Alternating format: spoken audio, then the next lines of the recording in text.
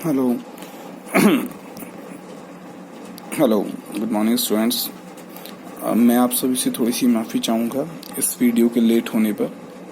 जैसा कि आप सब जानते हैं कि ये बीटीसी फोर्थ सेमेस्टर की फर्स्ट वीडियो मैं आज बना रहा हूँ। थोड़ा सा लेट हो गया है, नोट्स आप सब तक पहुँच गए होंगे।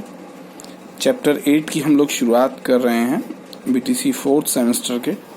ये मैंने नोट्स बनाए थे, आप सभी के पास पहुंच गए होंगे। Major challenges of Indian economy chapter के, यानी कि भारतीय अर्थव्यवस्था की प्रमुख चुनौतियों की।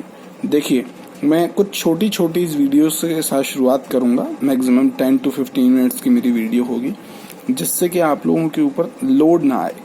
आप धीरे धीरे मेरे नोट्स को जो है राइट डाउन करते जाइए। बहुत सेलेक्टिव नोट्स मैंने आप लोगों के लिए तैयार किए हैं। नोट्स करते जाइए, वीडियो के साथ में उसको एक्सप्लेन करता जाऊंगा पेज बाई पेज। कोशिश मेरी यही रहेगी कि एक दिन में 1 से 2 पेज में एक्सप्लेन करूं, जितना सफिशिएंट होगा। लिमिट डिपेंड करता है वीडियो की ड्यूरेशन पर, क्योंकि आपको मेरी 10 मिनट की वीडियो समझने में हो सकता है 15 से 20 मिनट लगे। ठीक, तो चलिए हम शुरुआत करते हैं भारतीय अर्थव्यवस्था की प्रमुख चुनौतियों के साथ, जिसमें हम सबसे पहले देखते हैं जिस चैप्टर का नाम हमारा है कि भारतीय अर्थव्यवस्था, यानी कि इंडियन इकोनॉमी। इंडियन इकोनॉमी वो चीज है जिससे भारत देश में होने वाली समस्त गतिविधियां संचालित की जाती हैं। ठीक है, आर्थिक रूप से समस्त गतिविधियां संचालित की जाती हैं, उसे हम कहते हैं भारतीय अर्थव्यवस्था। अब आप कहेंगे सर ऐसा कुछ है तो हमारे देश में सारी चीजें सुचारू रूप से क्यों नहीं चलती?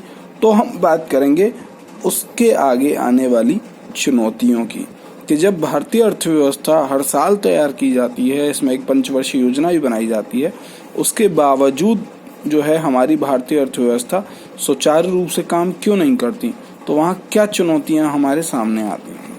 तो हमने यहाँ मेंशन किया है भारतीय अर्थव्यवस्था के सामने आने वाली समक्ष चुनौतियाँ।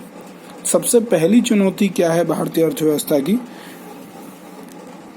सबसे पहली चुनौती है गरीबी, यानी कि पॉवर्टी। दूसरी चुनौती है जनसंख्या वृद्धि, दिन प्रतिदिन बढ़ने वाली जनसंख्या भारतीय अर्थव्यवस्था की सबसे बड़ी चुनौती है, क्योंकि हमारे यहाँ रोजगार उतने हैं नहीं, कमाने वाले व्यक्ति उतने हैं नहीं, जितनी जनसंख्या वृद्धि दिन प्रतिदिन हमारे यहाँ होती जा रही है।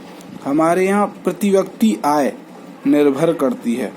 ठीक है, अब जितने ज्यादा लोग होंगे जनसंख्या वृद्धि में, आय उतनी ही कम हो जाएगी और अर्थव्यवस्था उतनी सुचारू रूप से नहीं चल पाएगी। उसके बाद जनसंख्या का घनत्व, यानी कि आकार।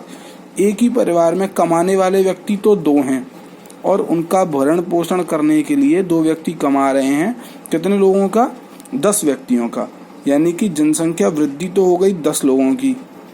घनत्व के आकार पर सपोज करिए एक घर में 10 व्यक्ति हैं और वहां कमाने वाले कितने व्यक्ति हैं? 2 व्यक्ति हैं। तो यहाँ पर जनसंख्या घनत्व देखिए, मैक्सिमम 4 हो तो चल सकता है कि भाई 2 व्यक्ति कमा रहे हैं, 1 व्यक्ति कमा रहा है। 5 हो तो चल सकता है, लेकिन एक घर में 2 व्यक्ति कमाने वाले और 10 लोग उन पर निर्भर, तो जनसंख्या घनत्व तो बहुत बड़ी समस्या भी हो जाती है। उसके बाद भारत में जननांकीय प्रवृत्ति थी, जन्म की जननांकीय प्रवृत्ति। और तीसरा पॉइंट है हमारा 5वां पॉइंट है बेरोजगारी। भारत में बेरोजगारी की समस्या सबसे बड़ी है। ये सारे पॉइंट्स, 5 पॉइंट्स, यानी कि गरीबी, जनसंख्या वृद्धि, जनसंख्या घनत्व, तो भारत में जननांकीय प्रवृत्तियां, क्या प्रवृत्तियां हैं, और बेरोजगारी, ये 5 पॉइंट हम स्टेप बाय स्टेप आप लोगों को क्लियर करते चलेंगे। ये सारे पॉइंट्स हम क्लियर करेंगे और ये चैप्टर जो है फिनिश हो जाएगा, क्योंकि ये चैप्टर जो है इन 5 पॉइंट्स पर ही डिसाइडेड है। ये 5 पॉइंट ही भारत के समक्ष, अर्थव्यवस्था के समक्ष जो चुनौतियां हैं वो। तो हम शुरुआत करते हैं यहीं से गरीबी के साथ। भारत में गरीबी यानी कि पॉवर्टी। ठीक है, गरीबी का अर्थ क्या है? हमारे देश में गरीबी का अर्थ क्या लगाया जाता है या क्या है वो आप देखिए।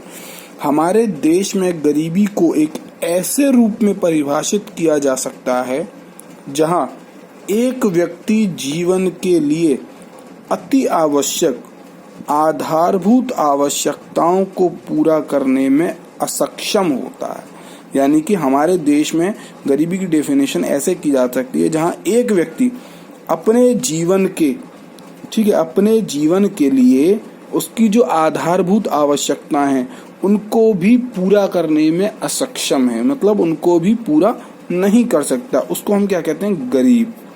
जिसके लिए जो बेसिक नीड्स की जो जरूरत है वो उन्हें भी ना पूरा कर पाए, जैसे फॉर एग्जाम्पल खाना, कपड़े और आवास स्थान। यानी कि एक वो व्यक्ति जो अपने जीवन जीने के लिए इन 3 चीजों की व्यवस्था भी न कर पाए, इसे हम कहते हैं आधारभूत आवश्यकताएं। ये हमारी आधारभूत आवश्यकताएं, खाना, कपड़ा और रहना, निवास, जैसे कहते हैं रोटी, कपड़ा और मकान, आप लोगों ने सुना हुआ पिक्चर का नाम। ये बेसिक नीड्स हैं एक व्यक्ति की, इनको भी जो पूरा न कर पाए वो व्यक्ति हमारे यहाँ क्या है, गरीब है। दूसरे शब्दों में कहें तो गरीबी वो स्थिति है जो लोगों या वह दुष्चक्र है। अब इस लाइन को यहाँ थोड़ा सा डिफिल कर दीजिए। दूसरे शब्दों में कहें तो गरीबी वो स्थिति है या वह दुष्चक्र है जो आमतौर पर लोगों को जीवन जीने के आवश्यक सभ्य मानकों का वहन नहीं करती। यानी कि एक व्यक्ति को आमतौर पर जीवन जीने के लिए जिन बेसिक आवश्यकताओं की आवश्यकता होती है, बेसिक चीज़ों की आवश्यकता होती है, उनको भी वहन नहीं करती, यानी कि उनको भी नहीं उपलब्ध कराती। आज के समय में गरीबी एक अत्यंत महत्वपूर्ण समस्या है।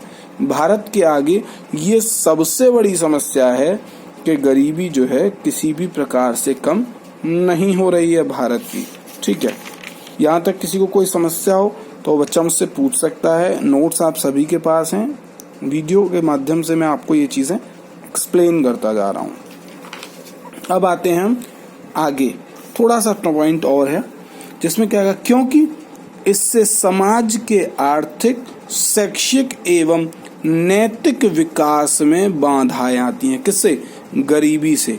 गरीबी एक ऐसा पॉइंट है जिससे हमारे समाज के, यानी कि जिस समाज में आप लोग रहते हैं, उसके आर्थिक, शैक्षिक और नैतिक विकास में बाधाएं आती हैं। या ऐसे कह सकते हैं हम कि धन के अभाव अथवा कमी को ही गरीबी कह सकते हैं। ये सबसे सरल डेफिनेशन, या यूं कहें कि धन के अभाव और गरीबी को ही धन के अभाव अथवा कमी को ही गरीबी कहते हैं। ठीक, तो ये पॉइंट हम यहाँ क्लियर करते हैं। नेक्स्ट वीडियो में हम पढ़ेंगे भारत में गरीबी क्या है।